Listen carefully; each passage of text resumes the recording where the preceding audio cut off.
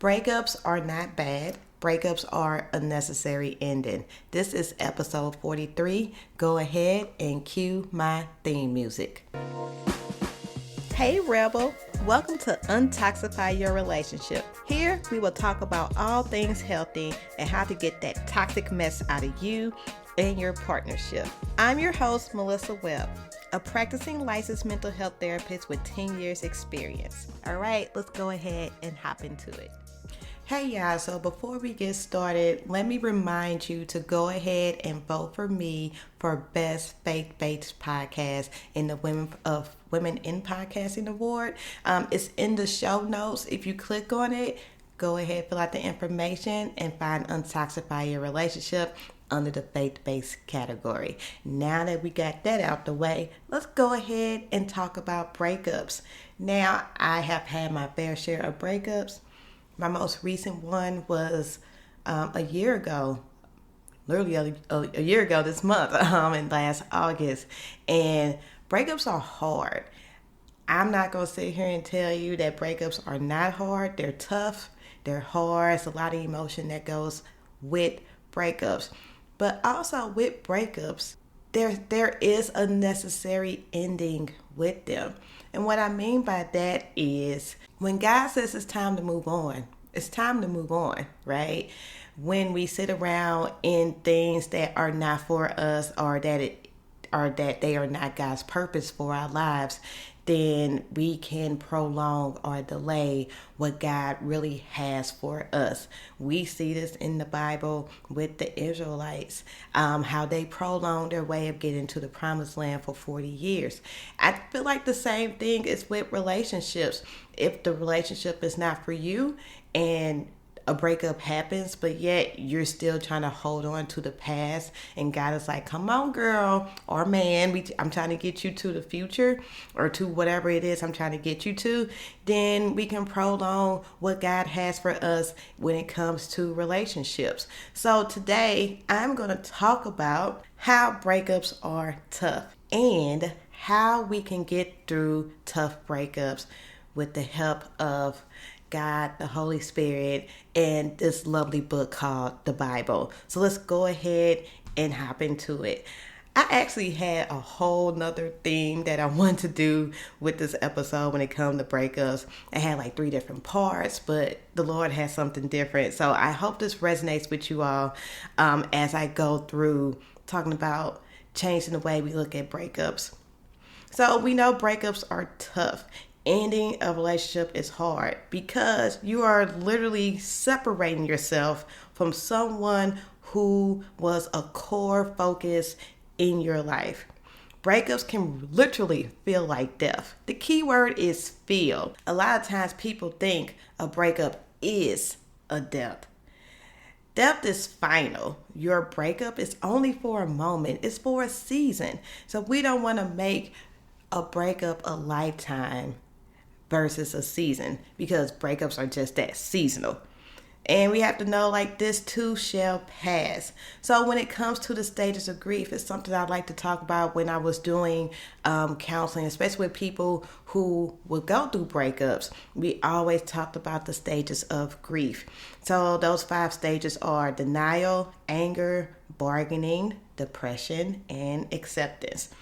And when we talk about grief, when it comes to a breakup, since it is like a death, it's pretty spot on with how we go through breakups. So first thing is denial. We deny that the breakup is happening. This was me. When my partner broke up with me, I was like, oh nah, he gonna come back. Like this is a dream. This is not happening to me. Like we had our lives planned out. We were talking about marriage. We can't be breaking up right now. So that was denial. Then there was anger. When it finally settled that we broke up, I was mad. No, I was big mad. Like I was extremely pissed off that this had happened.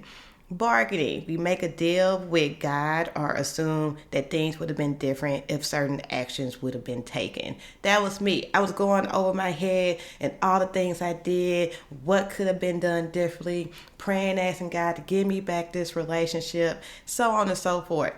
depression, sad, realizing that the bargaining didn't work. So when I got sad when I realized that God was like, yo, this ain't your person. This is not it, sis. Like, you got to move on.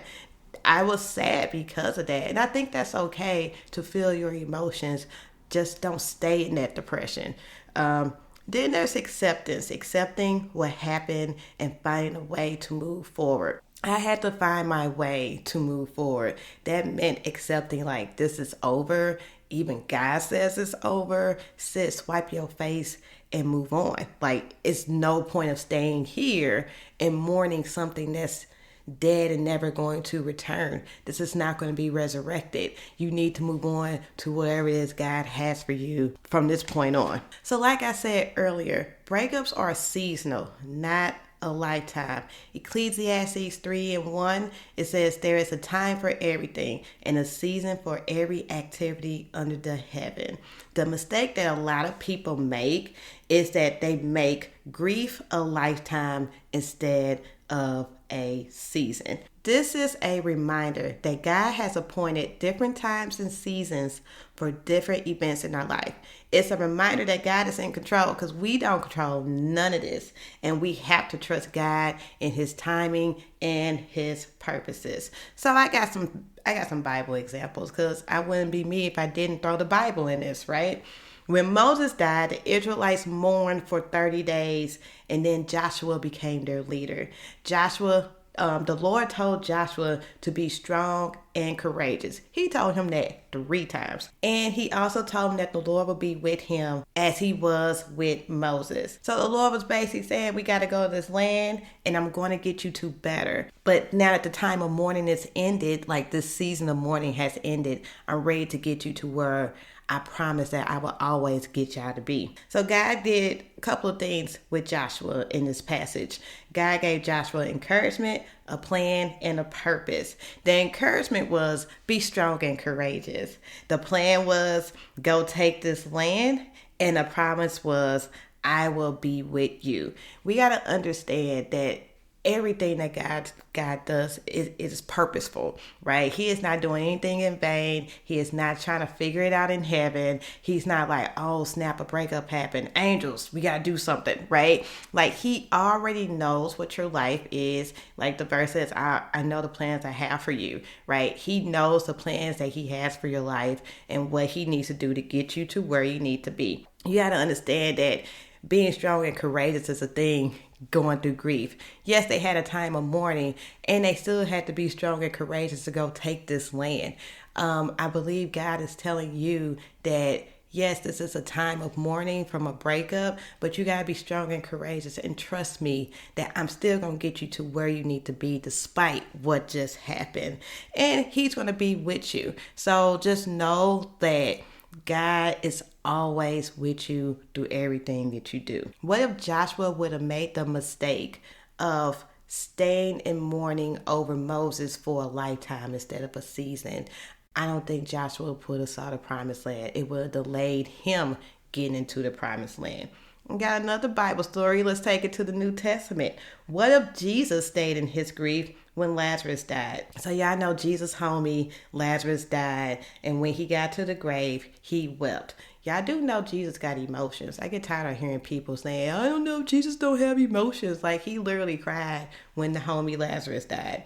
So Jesus told Lazarus to come out of the grave.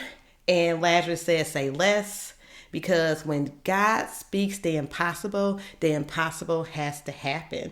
In Luke, the angel told Mary, with God, nothing shall be impossible. And we know the angel was talking to Mary about being pregnant and being a virgin. So God can do whatever he wants. So when Jesus said Lazarus come out that grave, he said, say less, I'm here, right? He got up and nothing looked like anything was wrong with him. The purpose of this miracle, because this was definitely a miracle, no one's ever seen this. The purpose of this miracle was a shadow of what was about to happen. It was a shadow of Jesus' death and resurrection.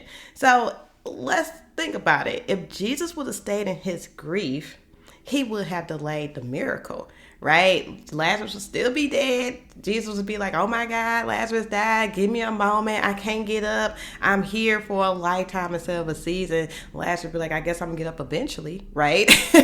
So if Jesus was staying in his grief, he would delay the miracle. If Joshua stayed in his grief, he would have delayed getting into the promised land. So what am I trying to say here? Staying in your grief of a breakup will delay you getting to your better. So you have to realize that if you make something a lifetime instead of a season, it will delay what God has for you. So what happens when you stay in your grief? Well, a lot of things can happen and none of them are good, right? You can end up getting depression. You can become bitter. You can have anxiety attacks and other anxiety related issues, thoughts of suicide, loneliness, anger. These things happen because you give the devil a foothold, or you give the devil an opportunity to come in and twist the situation with his lies and deception. This is what the devil does. He goes around and he prowls like a roaring lion looking for someone to devour. That's what Peter tells us. So he's literally looking for an opportunity, for someone to slip up. He's like, oh, they slipped up. Let me go ahead. Let me go devour them right now. So he looks for opportunities to keep you stuck in foolishness. He wants to keep you stuck in foolishness. He wants to delay you from getting to what God has for you. So now we know what a breakup is. We know that a breakup is seasonal. Breakups are not for a lifetime. Breakups are seasonal. I'm going to say that at least 10 more times in this episode, because I just want you to know, because a lot of people make them a lifetime and they can't get themselves out of that anger and bitterness and everything else because the devil got a stronghold, and now it's hard for them to break that stronghold. Or the devil got a foothold and it's hard to break that stronghold. So how do we make breakups a season and not a lifetime? Well, there's 3 ways. The first one is watch what you say. Life and death is in the power of the tongue. So what you say matters. So another way we can reframe how we look at breakups, we can say breakups are tough and God has something better for me. You just got to change where the period goes, right? And add some more words in there. It's not breakups are tough, period. It's breakups are tough and, because they are tough and you will get through it. Or breakups are tough and this is only for a season, right? Like you have to change and reframe how you look at a breakup. You have to speak life in your situation and yourself. So when you say things like, I'm not good enough, or I'll never get married, you're creating a foothold. You're creating an opportunity for the devil to come in, take what you said, because you said it out loud, and now he can twist that and deceive that into so many different things and to keep you stuck in foolishness, right? So we need to say things like this: I am more than a conqueror, or like God can do exceedingly abundantly above all I can think or imagine. Because God is able to change your situation around in an instant. He can snap a finger and next thing you know, the man or the woman of your life is coming into your life, and now next thing you know, 6 months later you're married. I've seen it. I sometimes prowl on YouTube and see these stories of people who had nasty breakups and literally they met someone like a year later and then they're married in 6 months. Like, things can happen that fast, and it's only because of God. Because if God wants to get you somewhere, he gonna get you somewhere. Sometimes it's fast tracked, sometimes it's slow paced, but whenever you're ready and God says, okay, this girl or this man is ready, let me get them to where they need to be. The second thing you can do, or the second thing you need to know, is there is purpose in this season. So we have to know that God is in control and there is a reason for the storms in our life. There's a reason for every storm. Will we always know the reason? No. but we do know that there is a reason for everything. If God wants to get you to the person he wants for you, then you got to separate yourself, right? You have to get separated. This is called shifting. Now, literally when I was writing this, I saw a picture of wheat being shifted. And so what that means is when you shift wheat, it removes the inedible shaft from the edible part of the grain. The shaft is what protects the grain as it grows. So once the grain is mature, the chaff is pointless. So God is taking you through this season. He's shifting you to get you to shift. Right? So he's shifting you, SIFTING, to get you to shift, SHIFT, right? Because you have to grow and mature during this season in order for God to shift you to the next season. So just know that you are that grain. Once the grain is mature, the shaft is not needed anymore. It's inedible. It's in the way. So what God got to do? He got to shake some things up, right? To get you out of that shaft, and now you're mature. He's like, okay, now you're ready. Let's put you to the next thing. And so you need to just allow him to do his part. And you just got to be a willing participant. You just got to say, all right, Lord, I don't know what's going on, but show me what you want me to know and help me to get to where I need to be. And he said, say less. I will do that, right? When I was going through my breakup, two things helped me the most during that breakup. The first one was Isaiah 43:19. I am doing a new thing. Now it springs forward. Do you not perceive it? I am making a way in the wilderness and streams in the wasteland. The other thing that got me through was Vashawn Mitchell's song. Can't think of the name of it, but it's a line in his song that says, "It won't always be like this."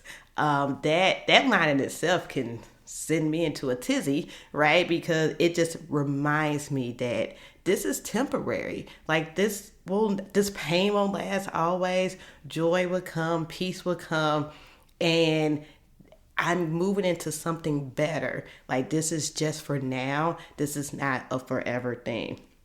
And with Isaiah 43:19, I just love, in the verse, it's almost kind of broken up to two ways I can see this verse. So I am doing a new thing. Now it springs forward. Do you not perceive it? That lets me know that I have to trust God.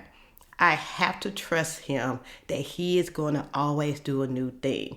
And I have to be in alignment with him or partnering with him to be able to perceive those things that he is doing. When my life is getting shaken by whatever's going on, I know that something's going to happen. And it's got to be good, right? I don't never think it's going to be bad. It's going to be good, because if God is involved in this, he doesn't do anything wrong. He don't fail. So if God is involved, then yes, this has no choice but to get better. And the second part is, I am making a way in the wilderness and streams in the wasteland, which lets me know God is working and he gonna provide no matter what. He is not gonna let me be in this wilderness just out here just like, I ain't got nothing, I'm about to die. Like he's like, no, just like he did for the children of Israel, he provided for them in the wilderness. He did not let them go hungry in the wilderness. They had clothes that never wore out in the wilderness. He's gonna always take care of you if you allow him. You gotta allow him. You have to allow him though. He's always doing something and he's always making a way no matter what. So that's that. And then number 3, the last one, you have to know that God is with you. If you don't know that God is with you during a breakup, ultimately you can make a breakup a lifetime. I think the reason why, and I noticed this when I have worked with people who went through a breakup, they just think it's the end of the world and life can't go on. I'm like, are you a Christian? Because you do know that God is with you during this time, during this season, and he wants to do something in your life right now. You just got to get in alignment with him to figure that out.